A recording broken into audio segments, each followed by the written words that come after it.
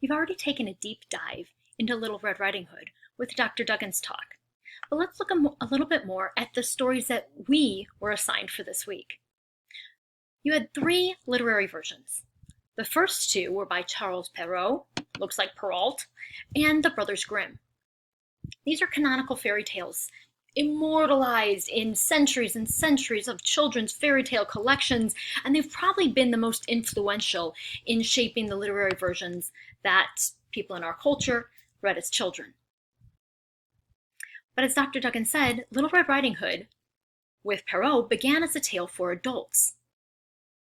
And so it had different intentions, perhaps different subtleties in its message. Now, by the time the Grimms are writing their literary tales between 1812 and 1857, people are recognizing that the audience for fairy tales is becoming children. And as the Grimms realize that the paying audience, the people who would help them make money on their writing for the first time, is going to be a children's audience, they progressively edit their stories to make them more and more culturally acceptable, more and more aligned with the ideas of mid-19th century Germany. But if you look at the first 1812 version, there are some differences. In the Sur la Lune version that you looked at for this class, it's the passage that is in italics at the bottom of the page. Included right there. So this is the ending that was removed in later versions of the Grimm's tale. In this ending, you notice that Little Redcap and her grandmother have a second encounter with the wolf.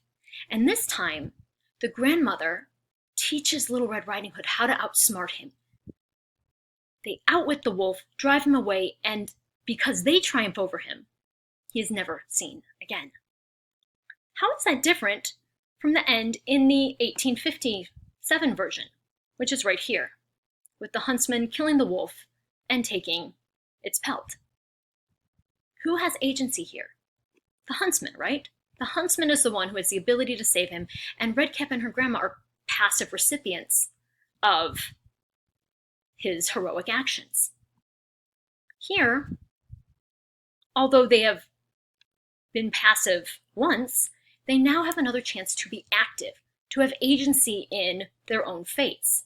And their ability to save themselves is what gives this finality, because now that they can no longer be victimized by this wolf, he is not going to return. Why do you think the Grimms would take that out? Is it that it was more socially acceptable for women to be more passive? Yes, it was. 19th century Germany was really pushing ideas about women growing more passive in order to be more socially correct. And so the Grimms are editing their tales to convey that idealization of femininity, that passive woman. And as they're cutting out speaking and acting for the heroines, we see this deliberate enculturation aspect, or indoctrination aspect, if you will, to the fairy tale.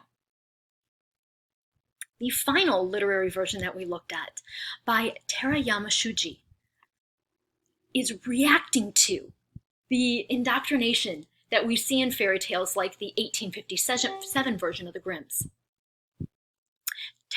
Terayama wanted to not only expose the darker message that can be implicit in the fairy tales to his adult audience, but also to look at the ways that these have been used and abused in the acculturation of children, according to Sebastian Jones, the article you were looking at. He does this in a couple ways. One, he disorients us, or writes them topsy-turvy, as he says. And then he also adds in new material that makes us rethink the fairy tale genre and the narrative as a whole. So let's look at, just run your eye down the page of Terayama's Little Red Riding Hood. What do you see in the format? It's like a standardized test, right? You remember these. It's from the language workbook produced in accordance with the new Ministry of Education guidelines. What? It has those boxed answers and the question that is timed, those bracketed numbers that we then connect to our multiple choice answers.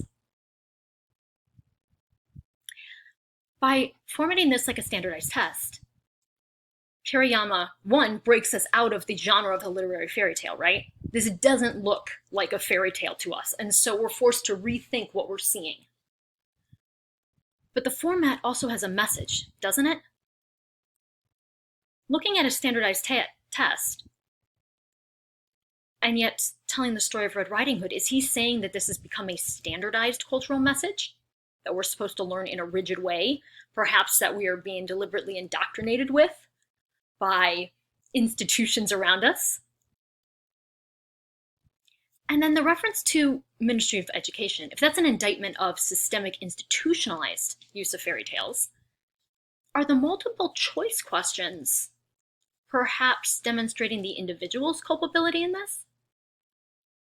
Because we don't just receive and read this tale, we are active participants in filling in the blanks. And what does that say about us as readers? Or what is Terayama saying about us as readers as we're having to make these choices? Now, some of the choices just sort of push the fairy tale into the absurd. The Sandman, KFC.